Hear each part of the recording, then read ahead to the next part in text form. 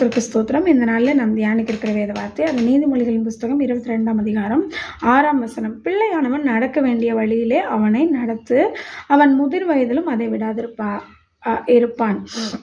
கர்த்தருக்குள் அன்பான பெற்றோர்களே, இந்த நாளிலும் இந்த வார்த்தை பெற்றோர்களாக இருக்கிறவங்களுக்கும் பெற்றோர் ஆக போகிறவர்களுக்கும் இது எல்லாருக்குமே ஏற்புடையதாக இருக்கிறது.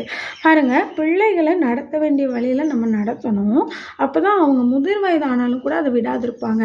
இன்றைக்கி நிறைய பெற்றோர்கள் தங்களுடைய பிள்ளைகளை கிறிஸ்துவ வழியில் நடத்துவதற்கு திணறாங்க. நிறைய பெற்றோர்களை பார்க்கும் பொழுது அவங்க ஐயோ என் பிள்ளைய நல்லபடியாக நடத்த தெரியல, முடியல, எப்படி கையாளுறதுன்னு தெரியலன்னு சொல்கிறத நம்ம கேட்குறோம். ஆனால் நான் என்ன உங்களுக்கு ஆலோசனை சொல்கிறேன் அப்படின்னா, வேதத்தின் அடிப்படையிலேருந்து சொல்லுகிற ஆலோசனை என்னவென்றால், நீங்கள் அவங்களுக்கு முன்மாதிரியாக இருங்க. நீங்கள் ஜெபிங்க, நீங்கள் வேதம் வாசிங்க, நீங்கள் ஆண்டவருக்கு முன்னதாக உண்மை உத்தமாக நடக்கிறத அவங்க பார்க்கும் பொழுது they will follow you. அவங்க உங்களை பின்பற்றுவாங்க, அவங்க உங்களை கடைப்பிடிப்பாங்க. நீங்கள் அவங்க முன்னாடி ஃபோனில் கண்டதையும் பார்க்குறனால, அவங்க முன்னாடி ஜெபிக்காமல் வேத வாசிக்காமல் ஒரு ஆண்டவருக்குரிய காரியங்களை செய்யாமல் இருக்கும் பொழுது அவங்களும் அதை பார்க்காததுனால அவங்க என்ன பண்ணுறாங்க அப்படின்னா, அவங்க இஷ்டம் போல் வாழணும்னு நினைக்கிறாங்க. நீங்கள் முன்மாதிரியாக இருக்கும் பொழுது அதுவே ஒரு பெஸ்ட்டு ட்ரைனிங்காக இருக்கும்னு நான் விசுவாசிக்கிறேன். ஆகவே இன்றைக்கு நீங்கள் ஒப்புக்கொடுங்க.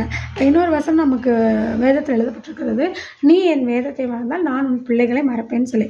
ஆகவே நம்ம வேதத்தை எவ்வளோ நேசிக்கிறோமோ, வாசிக்கிறோமோ, தியானிக்கிறோமோ, கர்த்தருக்கு பிரியமாக நடக்கிறோமோ, அந்த அளவுக்கு நம்முடைய பிள்ளைகள் நம்மை பின்பற்றுவர்களாக இருப்பாங்க. அவர்கள் அவருடைய பிள்ளைகளுக்கு ஆசீர்வாதமாக இருப்பாங்க. ஆமென். கர்த்தர் உங்களை ஆசீர்வதிப்பார். God bless you.